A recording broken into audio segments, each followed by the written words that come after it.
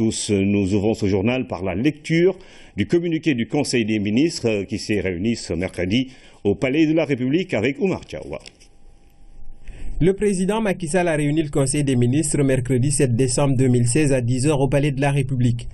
Entamant sa communication autour de la célébration prochaine du Mawlud, marquant l'anniversaire de la naissance du prophète Mohammed, paix et salut sur lui, le chef de l'État présente ses meilleurs vœux à la communauté musulmane du Sénégal et à toute la Oumma islamique avant d'informer le Conseil des visites qu'il effectuera dans ce cadre à Tivaouane, Thiénaba, Kaolack, Medina Baye, Léona Niassène et Ndiassane pour marquer la solidarité de la nation aux familles religieuses et prier dans la communion avec les fidèles pour la paix, la stabilité et la prospérité du Sénégal. Le président de la République rappelle par ailleurs au gouvernement, au titre de la gestion stratégique de nos ressources pétrolières et gazières, que la création et l'installation du comité d'orientation stratégique du pétrole et du gaz, COS-Pétrogaz, procède de sa volonté d'assurer dans la transparence un management performant des importantes découvertes de gisements de pétrole et de gaz. En conséquence, le gouvernement devra apporter au secrétariat permanent du COS-Pétrogaz tout le concours nécessaire pour assurer une gestion inclusive de nos ressources pétrolières et gazières. En outre, le président de la République invite le Premier ministre à veiller à l'adoption dans les meilleurs délais du projet de loi d'orientation encadrant la gestion et les modalités de répartition des ressources financières issues de l'exploitation des ressources tirées du sous-sol et à l'adaptation de la loi 2012-34 du 31 décembre 2012 autorisant la création du Fonds souverain d'investissement stratégique FONSIS. En effet, relativement à la réforme indiquée du Fonds 6, il convient de prendre en compte dans sa doctrine d'investissement la rentabilisation des actifs financiers affectés à partir des recettes budgétaires encaissées par l'État au titre de l'exploitation des ressources minières, pétrolières et gazières. Le chef de l'État demande enfin au Premier ministre de veiller à la mise en place, en rapport avec les sociétés d'hydrocarbures et sous la coordination du secrétariat permanent du COS-Pétrogaz, d'un Institut national du pétrole et du gaz, avec pour mission essentielle la formation des cadres et des personnels de maîtrise dans les métiers du sous-secteur ainsi que la recherche-développement. Poursuivant sa communication autour du programme stratégique de modernisation des systèmes de sécurité, des systèmes d'information de l'État, articulé autour du renforcement de la protection des communications téléphoniques gouvernementales, des informations transmises par télécopie par les différents départements ministériels et de la messagerie électronique gouvernementale, le président de la République indique au gouvernement l'impératif du renforcement significatif des capacités nationales de sécurisation des systèmes d'information et de leur inviolabilité. Le chef de l'État a clos sa communication sur son agenda diplomatique en revenant sur les enjeux du Forum international de Dakar sur la paix et la sécurité auquel plusieurs chefs d'État et de gouvernement ont pris part et en adressant ses félicitations au ministre des Affaires étrangères et des Sénégalais de l'extérieur pour la parfaite organisation et le succès de cette rencontre de haut niveau désormais inscrite à l'agenda international. Le Premier ministre a axé sa communication sur la mission qu'il a effectuée au nom du chef de l'État à Abu Dhabi dans le cadre de la première conférence internationale sur la protection du patrimoine culturel dans les zones de conflit avant de rendre compte du suivi et de la coordination de l'activité gouvernementale. Le ministre de l'Économie, des Finances et du Plan a fait le point de la conjoncture économique nationale et internationale. Au titre des textes législatifs et réglementaires, le Conseil a adopté le projet de loi relatif à l'exercice de la profession de sage-femme au Sénégal et portant création de l'ordre des sages-femmes et des maïeuticiens. Au titre des mesures individuelles, le président de la République a pris les décisions suivantes. Madame Seynabou Dial, conseiller des Affaires étrangères principale, précédemment ministre conseiller à l'ambassade du Sénégal à Washington DC, est nommée ambassadeur extraordinaire et plénipotentiaire de la République du Sénégal auprès de son Excellence M. Jorge Carlos de Almeida Fonseca, président de la République de Cabo Verde, en remplacement de Madame Fatoumata Bintou Rassoul Correa, appelée à d'autres fonctions. M. Wali Faye, conseiller en planification, est nommé directeur de l'administration générale et de l'équipement du ministère de l'Éducation nationale, en remplacement de M. Ndiaga Diagne, appelé à d'autres fonctions. C'est signé le ministre porte-parole du gouvernement. Alors, vous avez sans doute retenu que le projet de loi portant création de l'ordre des sages-femmes et des maïticiens a été donc évoqué lors de ce Conseil des ministres. Je suis avec Oumar Diaw. Oumar, bonsoir. Bonsoir Ibrahim. Alors, c'est quoi, on connaît l'ordre des sages-femmes, on les connaît, mais c'est quoi les maïticiens En vérité, il n'y avait pas encore d'ordre des sages-femmes, donc un ordre par définition étant un groupement. Donc une sorte d'association de professionnels d'un même secteur qui défendent un peu leurs intérêts. On connaît l'ordre des médecins, l'ordre des avocats. Alors, ça a été une vieille revendication des sages-femmes d'avoir un ordre.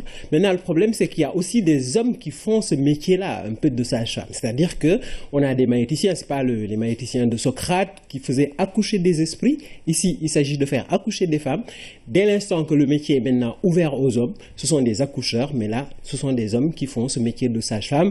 On connaissait aussi les obstétriciens. La petite différence, c'est que l'obstétricien, c'est un médecin, en même temps un chirurgien. Alors les maïticiens, ce sont les hommes qui vont devoir... faire ce travail qu'on connaissait pour les sages-femmes, c'est-à-dire tout ce qui est examen prénatal, tout ce qui est suivi de la grossesse, donc aussi visite postnatale et donc encadrement de la femme durant toute la période de la grossesse. C'est bien clair. Merci Oumar.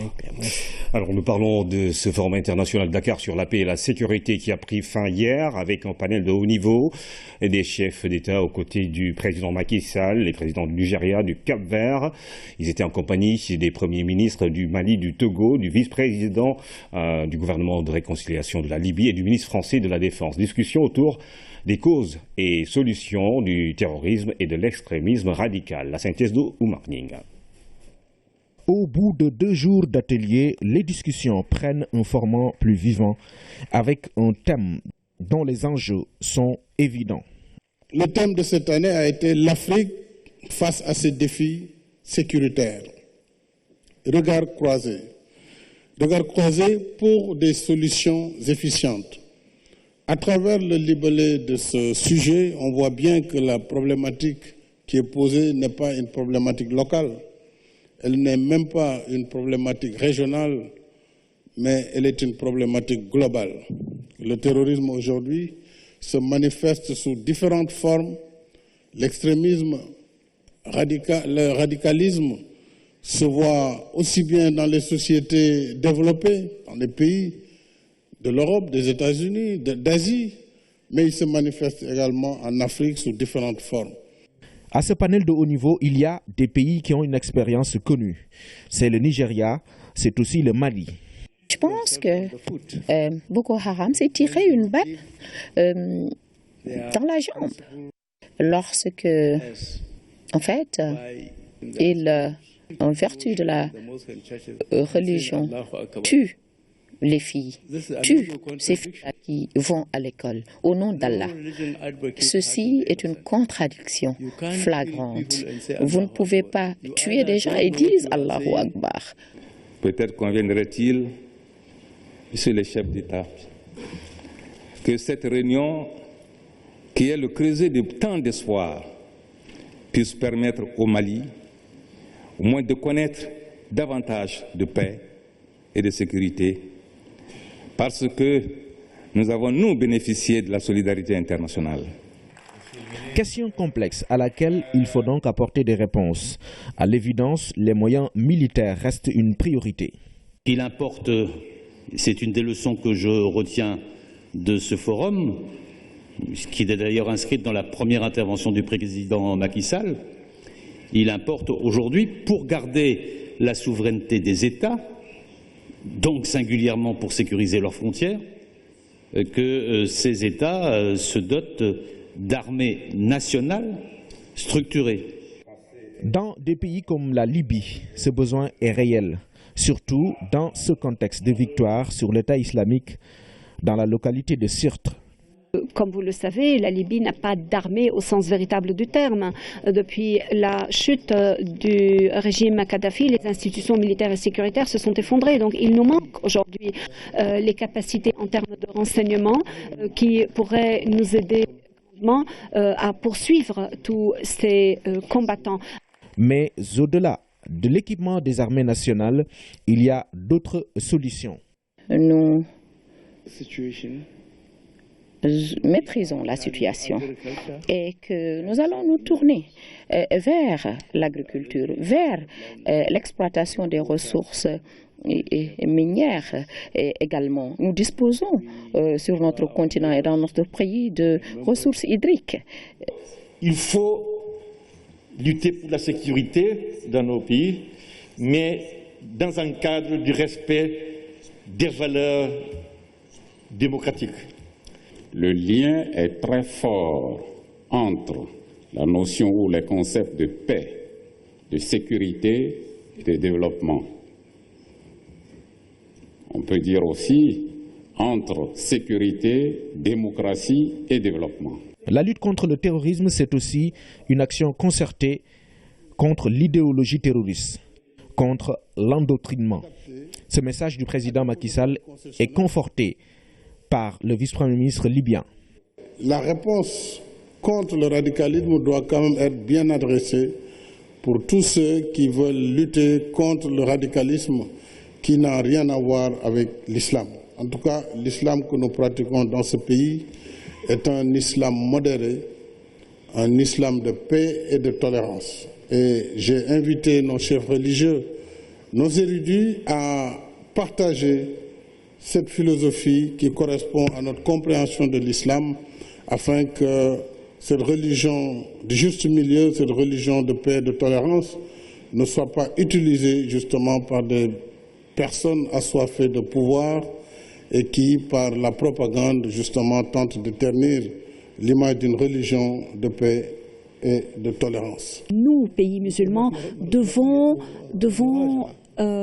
revoir, réexaminer l'islam, ou plutôt en reparler avec ces jeunes ou en reparler avec les cheikhs qui guident ces jeunes. Des échanges fructueux dans un cadre informel. Le forum de Dakar s'est terminé avec des résultats à la hauteur de l'importance de la problématique sécuritaire. Le président Macky Sall a remercié ses homologues présents, ceux qui se sont fait représenter, ainsi que les experts et autres participants qui ont contribué à la réussite du forum de Dakar. Le vice-président libyen a représenté son pays au Forum de Dakar, reçu par le président Macky Sall en marge de la rencontre. Moussa El Koni a salué le leadership du Sénégal. Il compte par ailleurs approfondir les relations entre les deux pays. Nous l'écoutons.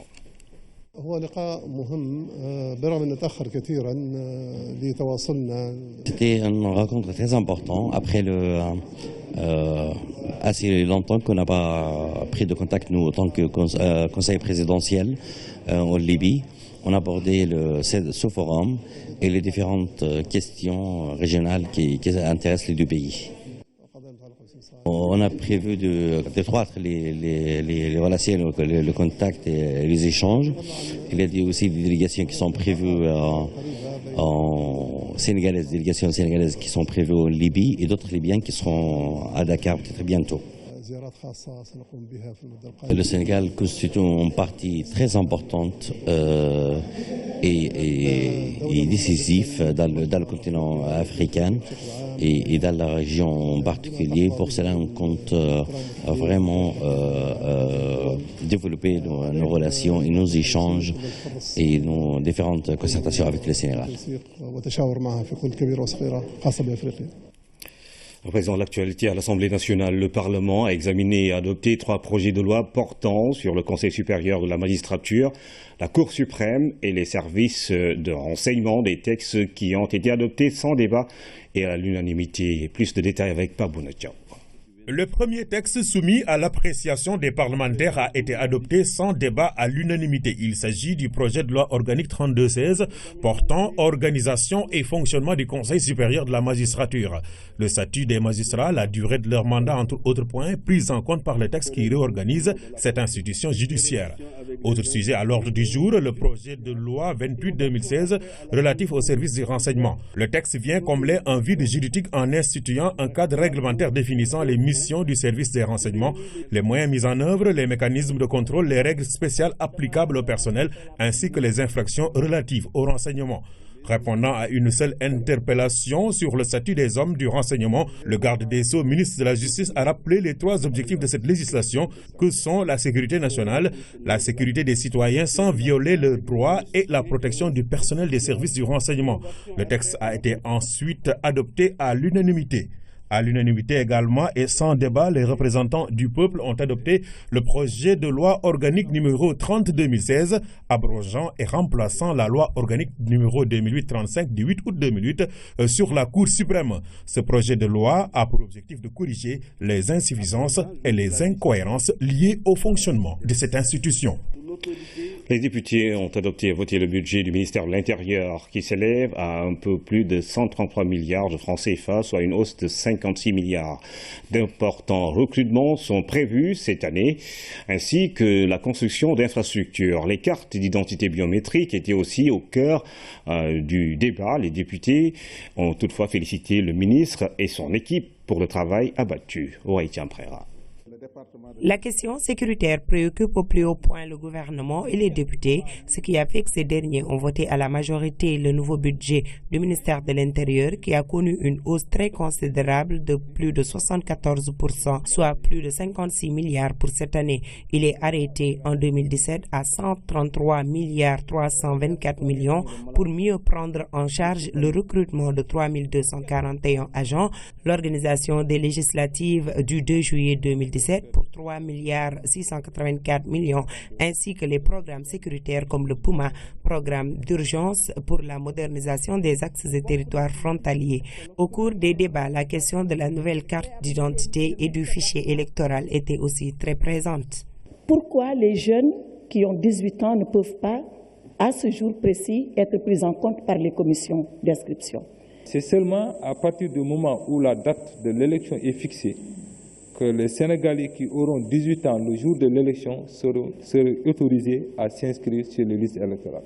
Maintenant que la date est arrêtée, on autorisera ces Sénégalais qui auront 18 ans le jour de l'élection à venir s'inscrire au même titre que les autres. Je voudrais faire le plaidoyer pour que la gratuité de la carte d'identité continue, qu'il ne faudrait pas que ça s'arrête. Nous nous sommes entendus avec le président de la République. Sûrement, il autorisera justement donc nos compatriotes à continuer à s'inscrire gratuitement sur les listes électorales. Donc je pense qu'à ce niveau, nous ne devons plus avoir d'inquiétude et que normalement la carte continuera d'être gratuite. Les députés ont également plaidé pour l'ouverture de nouvelles casernes de sapeurs-pompiers, de nouveaux postes de police, ainsi qu'une meilleure gestion des agences de sécurité de proximité. Le ministre de l'Intérieur, Abdoulaye Daouda Diallo, chaleureusement félicité par les députés, a rassuré ces derniers à travers ses réponses sur toutes les questions évoquées. Et les députés, satisfaits par ces réponses, ont voté à la grande majorité son budget pour 2017, à l'exception de 2 d'entre eux qui se sont abstenus. Nous parlons à présent de la 2e édition de la revue conjointe Italie-Sénégal qui s'est tenue à Dakar. Il s'agit de faire le point sur la coopération entre les 2 pays. Le Sénégal fait partie des pays prioritaires pour l'Italie. Le point avec Seydina Lunfal. Cette 2e édition de la revue conjointe Italie-Sénégal a pour but d'identifier les bonnes pratiques à multiplier et les défis à affronter pour une coopération plus efficace entre les 2 pays. Le Sénégal se confirme parmi les pays prioritaires de notre politique étrangère de coopération. C'est tout d'abord à cause de son importance stratégique dans une région, celle de l'Afrique de l'Ouest et du Sahel, qui est toujours plus proche des intérêts, permettez-moi de dire vitaux, de mon pays. C'est aussi à cause de la longue tradition de paix, de stabilité, de démocratie et de tolérance qui constitue la marque, je dirais, les traits distinctifs du Sénégal dans le monde. Une évaluation et une validation d'un travail commun. En matière de coopération, le Sénégal est un pays prioritaire pour l'Italie. Au nom de Monsieur le Président de la République, du gouvernement et de tout le peuple sénégalais, je voudrais vous exprimer toute notre reconnaissance pour avoir choisi la ville de Dakar pour abriter l'Agence italienne pour la coopération au développement, qui a compétence sur 5 pays de l'Afrique de l'Ouest, à savoir le Sénégal, la Gambie, le Mali, le Cap-Vert et la Guinée-Bissau, sans compter la Sierra Leone pour les situations d'urgence. Sénégal-Italie, une coopération active de plus d'une 40aine d'années. Agriculture, développement rural, promotion du secteur privé, protection sociale, genre et éducation sont les secteurs prioritaires visés par cette coopération. Et puis cet atelier de formation et d'information sur les règles d'origine communautaire UEMOA-CEDEAO, organisé pour 2 jours, il s'agit de partager sur les règles d'origine et les entraves constatées dans leur application. À l'occasion, la Confédération nationale des employeurs du Sénégal a évoqué les difficultés auxquelles les entreprises sont confrontées au niveau du commerce intracommunautaire. Ibrahim Andolva. C'est parti pour 2 jours de formation et d'information sur les règles d'origine communautaire UEMOA-CEDEAO.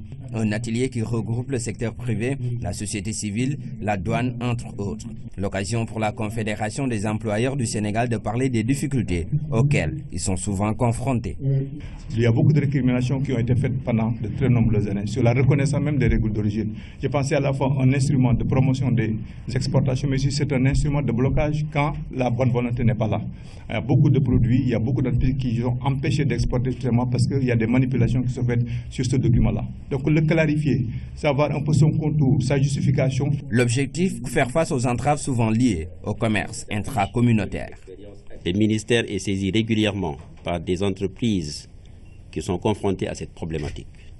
C'est pour donner suite à cette préoccupation qui ne touche pas seulement le secteur de la pêche que M. le ministre de l'Économie, des Finances et du Plan a instruit ses services compétents en relation avec les organisations patronales à prendre les dispositions nécessaires pour trouver une solution à cette situation. La forte mobilisation des entreprises ce matin dénote, s'il en était encore besoin, de tout intérêt qu'elle porte à la question des entraves au commerce intracommunautaire. Et pour augmenter le taux du commerce régional jugé faible, il est important de soutenir les secteurs de production, mais aussi œuvrer pour la consolidation du marché. Le rôle assigné aux règles d'origine est de contribuer à la construction et à la consolidation du marché régional en neutralisant les effets négatifs induits par l'importation de produits de pays tiers pouvant entrer en concurrence avec les produits locaux et désorganiser nos marchés. Au sortir de cet atelier de 48 heures, des recommandations seront formulées. Une bonne connaissance des règles d'origine communautaire relève d'une nécessité pour les entreprises régionales. Les engagements pris par l'État pour la bonne tenue du Gamou de Tivaouane sont globalement respectés. La déclaration est du gouverneur de la région de Thiès à l'occasion du dernier CRD consacré à l'événement marquant la naissance du prophète Mohamed. Le ministre de l'Intérieur et le porte-parole du Khalif général des Tidjanes ont assisté à la réunion qui a été décentralisée à Tivaouane. Lamine Touré. C'est un sentiment de satisfaction totale qui a été constaté pendant et après ce dernier comité régional de développement consacré au Gamou de Tivaouane. À moins de 5 minutes, le gouverneur de la région de Thiès a dressé un bilan satisfaisant des engagements pris par l'État. Ils sont liés aux dispositifs sanitaires, à l'eau, à l'assainissement, entre autres. Donc on a fait une réunion particulièrement courte parce qu'en vérité, il n'y avait pas de point de discussion à l'ordre du jour. Tous les points qui ont été soulevés durant la rencontre nationale donc ont été satisfaits.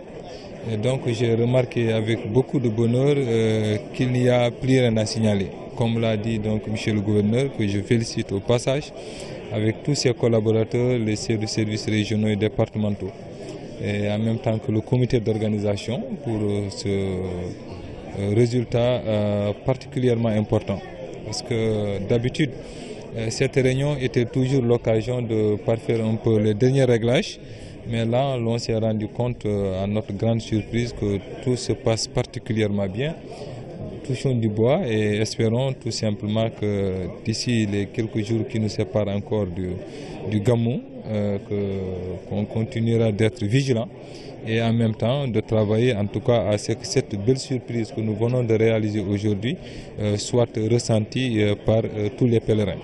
Et c'est en présence de Serigne Abdoulaziz Sy El Amine que les autorités déconcentrées ont fait le point, très touchés par la rapidité de l'exécution des engagements pris. Le porte-parole du Khalif général des Tidjanes a exprimé au nom de sa communauté toute sa reconnaissance à l'endroit du gouvernement.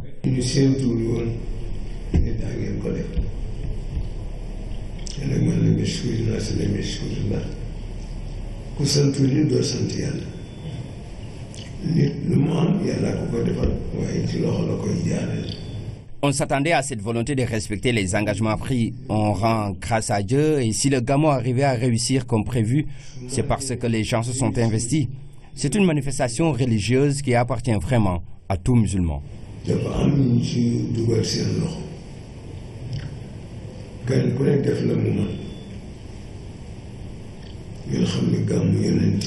Ce vendredi marque une étape cruciale dans la tenue du Gamou de Tivaouane. Il coïncide avec la fin du bourg et l'arrivée du chef de l'État dans la ville. Le ministre de l'Intérieur et ses services ont pris toutes les dispositions nécessaires de sécurité. Et puis le gouvernement du Sénégal a entrepris un important programme de modernisation de toutes les cités religieuses du Sénégal. Tivaouane, à l'instar des autres villes, a bénéficié d'infrastructures modernes d'un coût global de 7 milliards de francs CFA. Ces travaux entrepris par l'État du Sénégal sous la supervision de l'AGEROUTE vont améliorer les conditions de vie des populations de la cité religieuse et des villages environnants. La revue de ces travaux avec Fatou Sarou.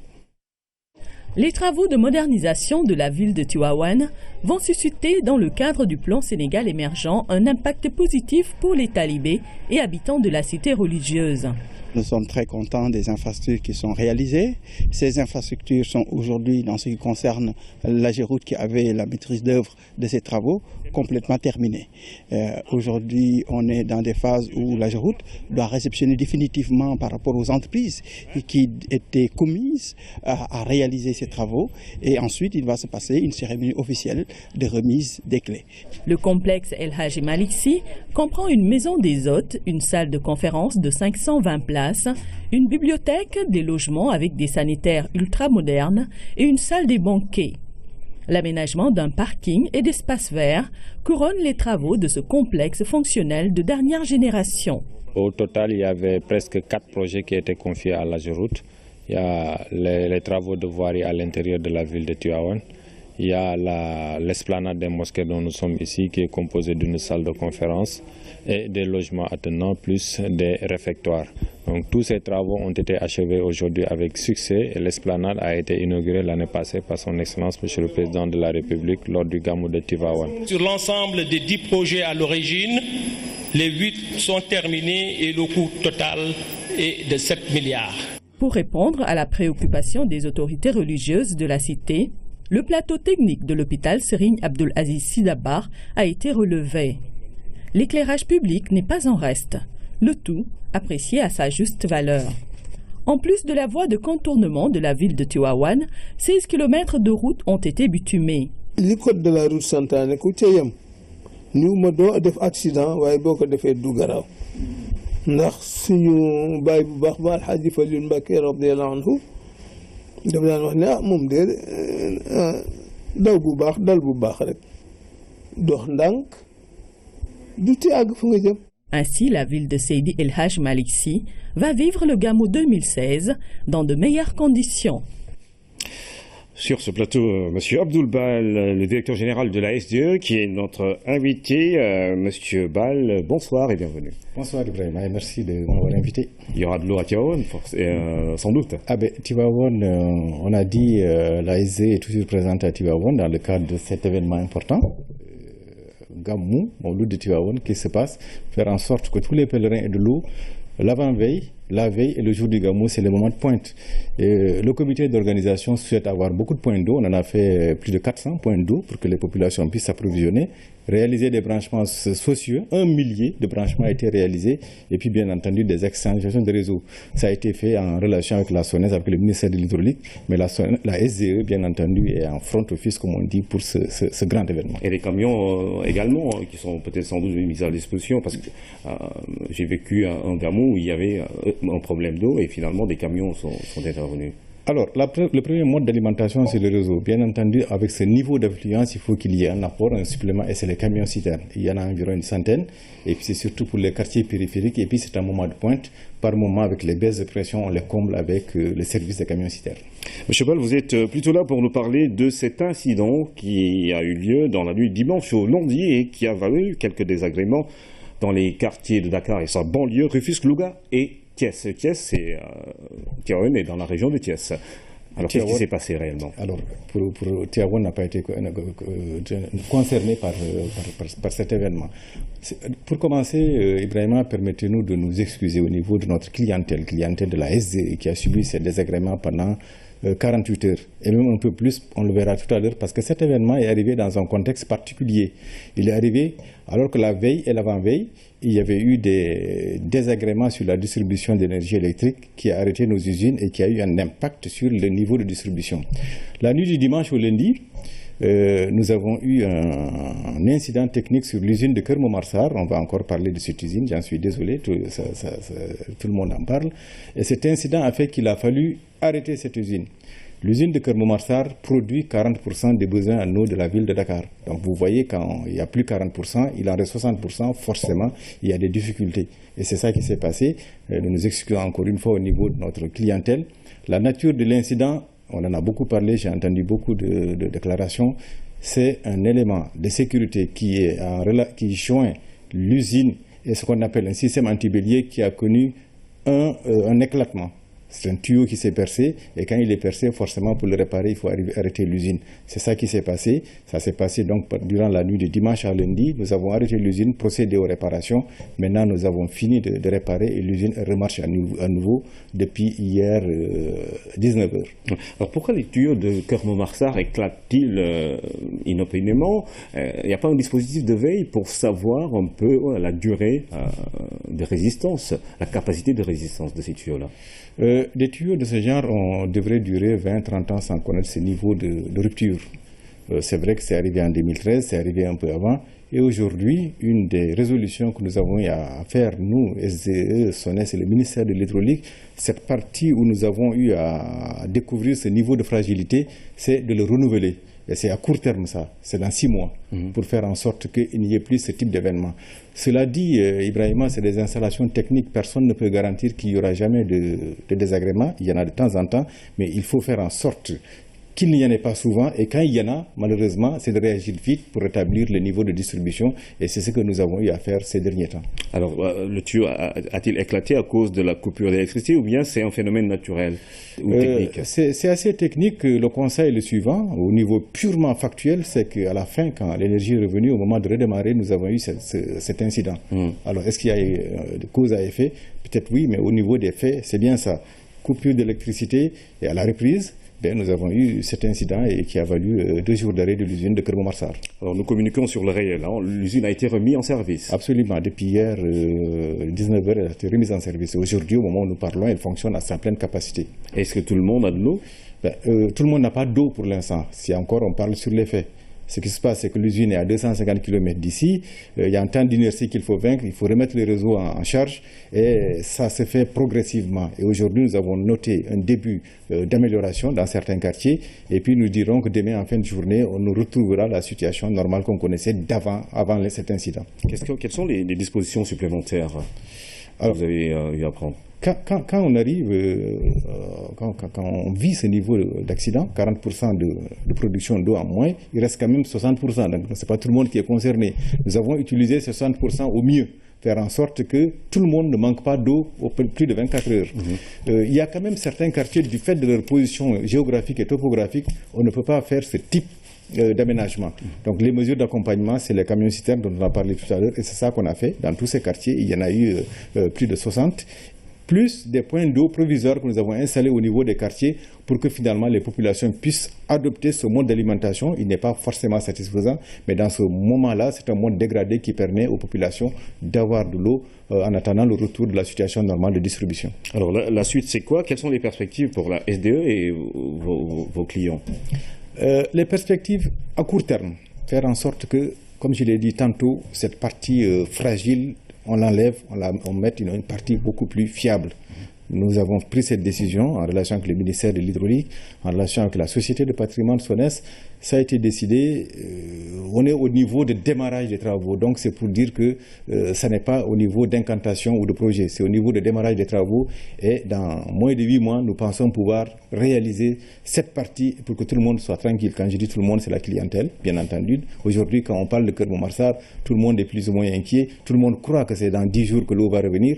Mais aujourd'hui, nous avons pu en 48 heures faire en sorte que l'eau soit rétablie. Et nous souhaitons donc à court terme renouveler cette partie fragile. À moyen terme, on a parlé tout à l'heure d'électricité. À moyen terme, c'est sécuriser nos installations, c'est-à-dire faire en sorte d'avoir de l'autonomie énergétique. Nos collègues de Sénélec font tout pour qu'il n'y ait jamais d'arrêt de distribution électrique, mais nous savons que c'est technique, de temps en temps il y en a. On fera en sorte, dans les perspectives, d'être autonome. Quand il y aura une coupure d'électricité, nous ne souhaitons pas qu'il y en ait, mais de pouvoir prendre le relais sans que vous le sentiez, Ibrahima, et sans que les clients le sentent. Ça, c'est du moyen terme, et nous avons, nous, SDE, fait les études, et nous allons faire des propositions pour aller dans ce sens. Encore moyen terme, faire en sorte qu'il y ait assez d'eau. Vous avez entendu notre ministre de l'Hydraulique, Mansour Faye, et le directeur de la SONES, dire que voilà les ouvrages que nous allons faire pour garantir la distribution de l'eau, la couverture des besoins de Dakar jusqu'à l'horizon 2035. C'est quoi? C'est faire une nouvelle usine à Keur Momar-Sarr, c'est faire une usine de dessalement des eaux de mer, c'est une technologie maintenant maîtrisée. Et avec ça, quand nous allons le réaliser dans les années 2019, entre 2019, 2022 et 2023, nous assurons la couverture des besoins jusqu'à l'horizon 2035. Nous allons encore faire en sorte que tous les clients aient accès à l'eau. Il y a des branchements sociaux, vous avez entendu parler, nous allons les faciliter et les intensifier. Voilà aujourd'hui ce que l'hydraulique urbaine propose à la clientèle du Sénégal. Donc l'horizon est plutôt radieux. Nous allons connaître quelques difficultés en attendant que tout ça soit mis en œuvre. Mais voilà aujourd'hui notre vision des choses pour que l'hydraulique urbaine soit une réalité et pour que tout le monde, on ne vive plus dans la hantise du manque d'eau. Merci en tout cas, monsieur le directeur général de la SDE, monsieur Abdoul Bal, pour avoir répondu à nos questions et sans doute rassuré vos clients et les consommateurs sénégalais. C'est moi. L'eau à travers les océans, la réhabilitation de la pêche continentale est lancée à Gouloumbou. Les pêcheurs de ces localités riveraines du fleuve Gambie viennent de réceptionner 20 pirogues motorisées et 120 gilets de sauvetage. L'acte s'inscrit dans un vaste plan de relance de la filière qui veut arriver à 40 000 tonnes de débarquement par an. Abdoulaye Singaré. Depuis des années, la psychose d'un hippopotame tueur hante le sommet des pêcheurs de Gouloumbou. Aujourd'hui, il pousse un ouf de soulagement grâce à ces 20 pirogues métalliques motorisées, dont du ministère de la Pêche. Il y a des rivières qui se sèchent pendant la saison sèche. Par contre, il y a des rivières ou des mares qui maintiennent l'eau 12 mois sur 12. Maintenant, quand les mares se sèchent, alors il faut que maintenant les pêcheurs descendent dans le fleuve. Alors pour le fleuve, comme il y a le problème de l'hippopotame là et consort, donc ça fait de sorte qu'on est vraiment aujourd'hui à mesure de travailler de façon un peu plus tranquille à cause des hippopotames là, parce qu'ils vont s'éloigner avec le bruit des moteurs et on peut aller au plus vite que possible avec les pirogues à moteur dans le fleuve. 20 GIE sont bénéficiaires, 13 de Gouloumbou et 7 de Vélingara, et les pirogues sont accompagnées de 120 gilets de sauvetage. Un acte attendu depuis très longtemps et salué par toutes les localités environnantes. Tout récemment, par le biais du service départemental des pêches de Vélingara, nous avons reçu un appui en moyens de production et de sécurité, à savoir des pilets de pêche, des hameçons, des cordes, des bobines, des flotteurs, des plombs et des gilets de sauvetage. Ce geste entre dans le cadre de la modernisation de la flotte de pêche continentale qui, avec 10 000 tonnes, représente 10% du total des débarquements du secteur. L'objectif de l'État est d'arriver à 40 000 tonnes par an. Pour y arriver, les actions suivantes sont en train d'être menées. Il s'agit de l'adoption de la loi portant code de la pêche continentale, très bientôt, de l'immatriculation des embarcations de la pêche continentale et la vulgarisation du permis de pêche, du renforcement des ressources humaines et matérielles, de l'administration des pêches au niveau local. Il s'agit donc pour nous de faire en sorte qu'on augmente le potentiel du personnel de la pêche continentale. Il s'agit également de l'empoisonnement des cours d'eau, lacs, mares, estuaires, lagunes, bassins de rétention. À Tambacounda, Oumar Gueye a fait un tour au marché aux poissons dont la mise aux normes est prévue dans le BCI 2017. Célébration demain jeudi de la journée nationale de l'élevage. Pour cette édition, c'est la commune de Ndioum dans le département de Podor qui est à l'honneur. Le chef de l'État est attendu avec une question centrale, celle du financement du secteur de l'élevage. Mais où en est-on justement à ce propos? Voici le reportage de Mamoudou Samambo. Avec un budget de 22 milliards 300 millions pour l'exercice 2017, soit 7 milliards de plus que 2016, 10 milliards de francs CFA pour la rénovation du ranch de Doli, 8 milliards de subventions d'aliments de bétail entre 2012 et 2015, le financement institutionnel de l'élevage au Sénégal a du ressort. Mieux, l'État est accompagné par des projets et programmes nationaux et sous-régionaux de développement de l'élevage avec comme leviers principaux l'amélioration de race, la lutte contre la pauvreté, l'autosuffisance alimentaire et la résilience, l'autosuffisance en moutons et la valorisation du lait local. L'hydraulique pastorale s'est presque accaparée du PUDC, en témoigne la multiplication des points d'eau dans la zone sylvopastorale. Le financement de l'élevage au Sénégal peut également compter sur le cheptel national, qui constitue une valeur de refuge et une garantie pour le pasteur. Il faudra cependant travailler à la culture de l'assurance du bétail, à la mobilisation de l'épargne locale et à la révision de la facture d'importation des produits laitiers. Le financement de l'élevage au Sénégal doit aussi travailler à la visibilité et au dynamisme de son secteur privé et booster les institutions de microfinance au profit des exploitations familiales. Sur ce dernier point, le président de la République a donné le ton en mettant une subvention de 100 millions de francs CFA à la disposition de la mutuelle Banque Aïnabé, qui désormais a pour vocation de couvrir les 45 départements du Sénégal avec un financement prévu de 3 milliards de francs CFA. La troisième édition de la Journée nationale de l'élevage qui sera donc célébrée ce jeudi à Ndioum dans le département de Podor, point de convergence des éleveurs sénégalais. Le thème de cette année porte sur les enjeux et défis d'un financement optimal pour l'émergence du sous-secteur de l'élevage. L'exposition qui entre dans ce cadre est marquée par une forte présence des entreprises qui interviennent dans l'élevage. Aboubakri Khan. La journée nationale de l'élevage a été institutionnalisée par le chef de l'État, une approche participative qui permet à l'exécutif d'être en contact direct avec les éleveurs.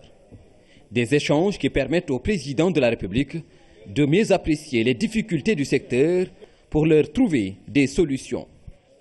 Un des temps forts de la journée, l'exposition marquée cette année par une forte présence des entreprises qui interviennent dans ce secteur. D'abord, il y a les animaux, donc de toutes races confondues, toutes filières confondues. Filière bétail-viande d'abord, composée de bovins, d'ovins et de caprins.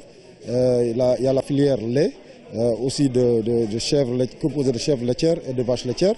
Il y a la filière équine, il y a également la filière avicole et il y a le non conventionnel. Il y a au moins une trentaine d'entreprises qui sont du secteur, qui vont exposer, qui vont montrer tout ce qu'ils font au public et au président de la République.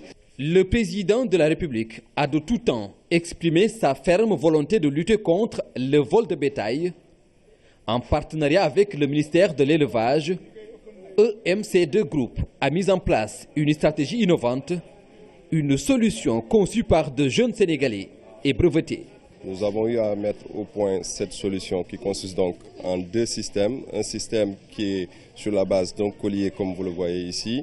Ce collier permet de suivre l'animal partout où il est et de pouvoir le détecter en cas de vol. Alors l'autre système c'est pour les enclos. Donc quand on est en milieu fermé et qu'on a des animaux sur place, le système permet, on met en place des capteurs qui permettent de détecter si quelqu'un est en train de vouloir faire chuter le mur, ouvrir, défoncer la porte ou la fenêtre. Le thème de cette année est « Enjeux et défis d'un financement optimal pour l'émergence du sous-secteur de l'élevage ». Le projet d'appui au pastoralisme soutient les initiatives des pasteurs et agropasteurs du département de Podor. C'est un projet qui appuie le pastoralisme à travers des investissements productifs, notamment tout ce qui concerne la santé animale, la production à travers donc les parcelles fourragères qui seront réalisées, mais également des parcs à vaccination et tout ce qui rentre dans le cadre de l'accompagnement des acteurs pour améliorer donc, aussi bien la production, mais également tout ce qui rentre dans le cadre donc, de la commercialisation donc, des produits de l'élevage. Ndjoum sera donc ce jeudi le point de convergence des éleveurs sénégalais, une troisième édition marquée par de nombreuses innovations pour l'émergence du sous-secteur de l'élevage. AMSA Assurance et l'hôpital américain de Paris nouent une convention de partenariat. Par cette signature, les deux structures s'engagent à prendre en charge les clients souscrivant une assurance maladie de AMSA. La cérémonie de signature de cette convention a eu lieu ce mardi à Dakar. Kirmouyado. Cette signature atteste qu'une convention lie désormais AMSA Assurance à l'hôpital américain de Paris. Ce partenariat permet à tous les patients assurés chez AMSA de bénéficier de traitements de qualité à la hauteur de leurs attentes. Le pourquoi, c'est essentiellement le choix du meilleur partenaire possible. Comme vous avez pu le voir tout à l'heure, certains en ont témoigné, beaucoup de gens qui aujourd'hui vont déjà à l'hôpital américain de Paris, des milliers de Sénégalais qui y vont chaque année, mais à leur propre frais et sans aucune assurance. Donc avec nous, nous leur offrons une couverture qu'ils ont tout le temps demandée, qui leur permet donc, au niveau de l'hôpital américain de Paris, au niveau du Sénégal bien entendu, d'avoir une couverture complète. Avec son plateau technique de dernière génération, l'hôpital américain de Paris offre de nombreuses possibilités aux patients. L'établissement hospitalier ne traite pas moins de 300 pathologies, en plus du gain de temps. À l'hôpital américain, nous avons un plateau médico-technique extraordinaire. Nous avons cette chance. Et dans une même unité de lieu, sur une journée, on peut faire la cartographie précise d'un patient permettant d'anticiper et de détecter toute pathologie que nous pourrions découvrir. À la découverte de la moindre pathologie, nous la prenons en charge immédiatement. Et une pathologie prise au départ permet d'être soignée immédiatement. Et ça permet aux patients de passer un minimum de temps dans un établissement hospitalier, ne pas laisser la pathologie se développer et donc pouvoir s'en sortir très rapidement. Cette convention de partenariat est la première du genre à être signée par l'hôpital américain de Paris et une structure d'assurance présente sur le continent africain. Dans la rubrique santé de ce mercredi, nous vous plongeons dans l'ambiance d'un bloc opératoire, pas n'importe quel bloc. Nous allons vous proposer une opération à cœur ouvert réalisée ici au Sénégal avec une équipe mixte de praticiens français et sénégalais. Et ce n'est pas tout à fait gai. Oumou Baldé. Ce type d'opération appelée chirurgie coronarienne n'est pas un acte courant à Dakar. Pour ce cas précis, l'équipe chirurgicale vient de France. Ce genre d'intervention nécessite souvent une évacuation au Maghreb ou en Europe. Moi, mon souhait le plus ardent, c'est qu'au lieu d'aller travailler ailleurs, de venir opérer ces malades au Sénégal. Parce qu'il m'est arrivé d'opérer les mêmes malades sénégalais en France. L'intervention a nécessité pas moins de 4 heures sans répit pour soulager un cœur en souffrance. Avec des gestes coordonnés et bien rodés, un pontage est réalisé sur le cœur du malade. C'est un acte qu'on fait chez les malades qui ont des sténoses coronariennes. Les malades qui ont des sténoses au niveau de ces vaisseaux coronaires ont des douleurs au niveau de la poitrine, vont présenter dans le futur ce qu'on appelle une insuffisance cardiaque et ils peuvent faire ce qu'on appelle des morts subites. Ce qu'il faut savoir, c'est que la plupart des morts subites au Sénégal sont liées effectivement à ces maladies coronariennes. Pour une pathologie comme ça, l'acte est divisé en 3 temps. Le premier temps, c'est qu'on prélève ce qu'on appelle les greffons. Et le problème, c'est des petites artères qui font 3 mm. Et pour les prélever, il faut les prélever de façon minutieuse, pour que ça garde toute leur souplesse et que ça débute bien. Le deuxième acte, c'est de mettre en place ce qu'on appelle la circulation extracorporelle. C'est-à-dire que le cœur, pour avoir accès, c'est un ballon qui est rempli de sang. Et pour travailler dessus, on a besoin de l'arrêter, de le protéger. Et pendant qu'on l'arrête, il y a une machine qu'on appelle la circulation extracorporelle qui prend le relais. Et le troisième acte et dernier, c'est de faire l'acte principal, c'est-à-dire le pontage. Cet acte a pu se faire grâce à un diagnostic bien précis. L'acquisition d'une unité de coronarographie en 2015 par l'hôpital Aristide Le Dantec y contribue. À l'issue de la coronarographie, Et il y a plusieurs alternatives. Soit on dit que la coronarographie est normale. Les artères ne sont pas bougées. Donc le malade peut se lever et puis partir. Soit on dit qu'il y a 1, 2 ou 3 artères qui sont bouchées. Et le cardiologue en ce moment-là regarde, selon ses possibilités, s'il peut déboucher ses artères coronaires, ce qu'on appelle l'angioplastie. Maintenant, il peut arriver aussi que les lésions soient multiples. Et en ce moment-là, on appelle le chirurgien cardiaque et puis lui demander ce qu'il en pense. Et le chirurgien va dire, bon, je peux ponter ici, je peux ponter là, je peux ponter là. En fait, le pontage, c'est un court-circuit de la lésion. Il y a une zone qui est bouchée et un chirurgien fait un court-circuit au niveau de cette lésion. Maintenant, il peut arriver aussi que le chirurgien lui-même dise que les lésions sont trop nombreuses et trop sévères et je ne peux pas les ponter. En ce moment-là aussi, on retourne au traitement médical. Ce qui montre que les 3 possibilités de prise en charge qui s'offrent à ce type de malades du cœur peuvent se faire au Sénégal, pourvu que certains aspects soient améliorés. Les autorités doivent s'investir aussi dans la fourniture d'équipements de plus en plus complexes, équiper les structures pour que la prise en charge puisse être effective. Et on doit travailler de plus en plus de concert avec le SAMU national. Les gens doivent avoir le réflexe d'appeler le SAMU, le 15-15, pour que l'intervention soit plus rapide. Parce que dans la prise en charge de la crise cardiaque, c'est une course contre la montre. Le traitement commence à la maison, dans la maison même du malade. Le malade est conditionné et dans l'ambulance, le médecin continue à travailler. Le diagnostic est fait, les premiers traitements sont faits et on arrive ici au niveau des soins intensifs. En dépit de toutes ces avancées, cardiologues et chirurgiens cardiaques mettent l'accent sur la prévention. Elle passe par l'adoption des messages qui insistent sur l'hygiène de vie, à savoir manger équilibré et pratiquer une activité physique régulière. La rubrique santé du mercredi sur cette opération à cœur ouvert. Au cœur justement de l'actualité sanitaire, l'École nationale de développement sanitaire et social qui abrite en ce moment une formation des formateurs. Cette session concerne plus d'une vingtaine de participants issus de 12 pays africains. Initié avec le soutien de la coopération japonaise depuis 2008, ce programme de renforcement des capacités est destiné aux enseignants des écoles, d'infirmiers et de sages-femmes au Marjawa. Depuis 2008, le Japon a lancé, en partenariat avec l'Organisation ouest-africaine de la santé, le projet Pays tiers destiné à l'espace francophone. La première phase, qui s'est achevée depuis 4 ans, a renforcé plus d'une centaine de formateurs, de sages-femmes et d'infirmiers. Et la belle aventure se poursuit. 24 représentants de 12 pays d'Afrique, vous allez échanger vos expériences sur un thème aussi important que le management de la qualité dans les institutions de formation en santé. La qualité, un élément essentiel partout et plus encore dans le secteur vital de la santé. Intégrer la recherche qualité dans la formation est essentiel. Le niveau de compétence des infirmiers et sages-femmes dépend essentiellement de la qualité des institutions de formation qui ont en charge la transformation de l'étudiant en véritable professionnel de santé. Pour la représentante de la JICA, ce partenariat avec l'Afrique va se poursuivre et s'intensifier. On va examiner ce qui est important pour le développement du domaine sanitaire et on va déterminer ce que nous allons faire.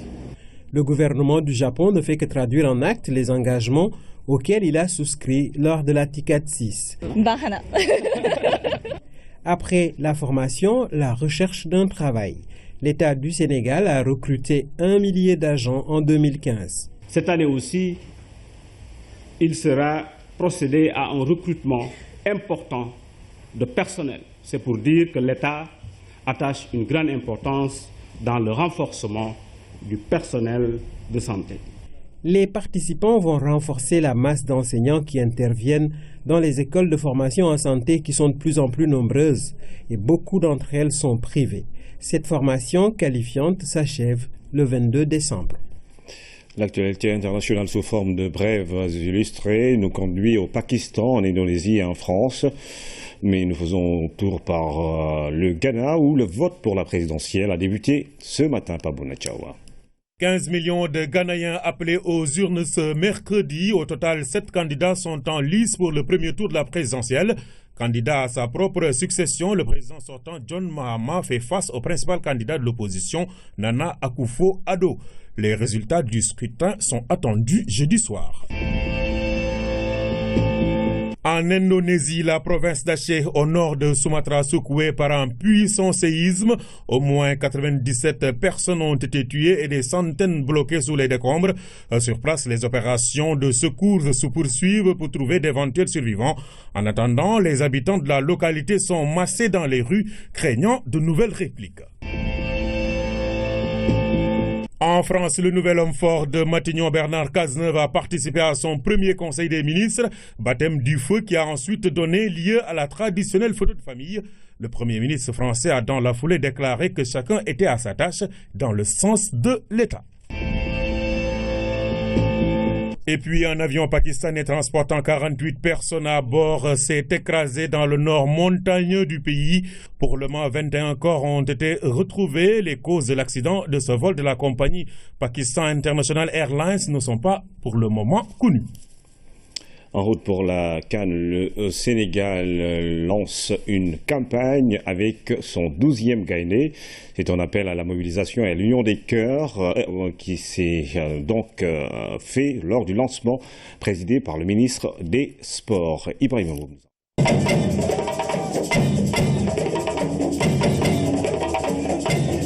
Beaucoup de couleurs, du son et du rythme, une ambiance festive à la place du souvenir pour démarrer l'exécution de l'hymne national.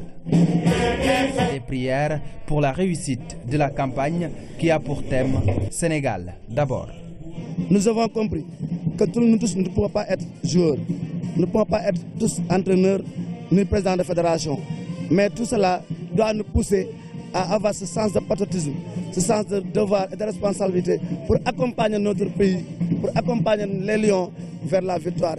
Supporters, dirigeants, anciennes gloires et hommes de tenue, bref, toute la famille du football au rendez-vous. En s'adressant à l'assistance, le président de la Fédération sénégalaise de football a salué la motivation, la constance, mais surtout l'initiative du 12e Gaïndé. Et je pense que c'est important.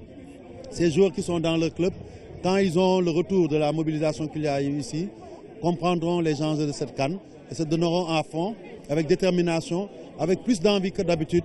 Ils nous ont habitués à se qualifier facilement. Il faut qu'ils nous habituent maintenant à aller le plus loin dans les CAN et pourquoi pas ramener ce trophée que le peuple sénégalais attend depuis toujours. Le lancement de la campagne intervient à 38 jours de la Coupe d'Afrique des Nations Gabon 2017, une compétition majeure à laquelle les Lions doivent participer et représenter un peuple qui a tant souffert des contre-performances. Nous sommes dans le domaine du sport. On peut perdre, mais il y a la manière. On peut gagner, il y a la manière. En tout cas, je prie Dieu pour qu'au soir de la finale de la Coupe d'Afrique, qu'on gagne le trophée. On ne pense pas à autre chose. Ce n'est pas une question de mettre une pression négative sur qui que ce soit. Mais quand il y a un puzzle, il ne doit pas y avoir d'éléments qui manquent, sinon on n'aura pas le puzzle. Il faudrait que chacun joue sa partition. Au cours de la cérémonie, les intervenants ont appelé à l'union des cœurs et des esprits, une union sacrée autour de l'équipe nationale qui aura derrière elle, comme toujours, des supporters dévoués et motivés.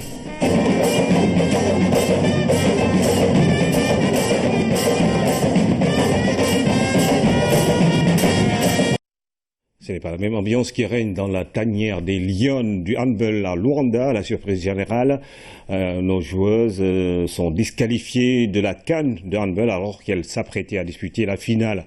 La réserve déposée contre l'une des joueuses du Sénégal, Dongou Kamara, est à l'origine de l'exclusion des Sénégalaises. Retour sur les faits avec Ibrahim Mboupa. Il y a 48 heures, les Lions ont laissé éclater leur joie après une brillante qualification en finale de la Coupe d'Afrique de handball. Certainement une fausse joie, une illusion perdue, un espoir déçu. Comment en est-on arrivé là? Tout de suite après la demi-finale, la Fédération tunisienne de handball dépose une canne de handball. C'est cette instance qui a donné raison à la Tunisie ce matin, considérant que Dungu Kamara a participé au championnat du monde junior féminin sous les couleurs de la France en 2014. Le jury d'appel confirme également que Dungu Kamara n'a pas respecté le délai de 3 ans pour changer de nationalité sportive.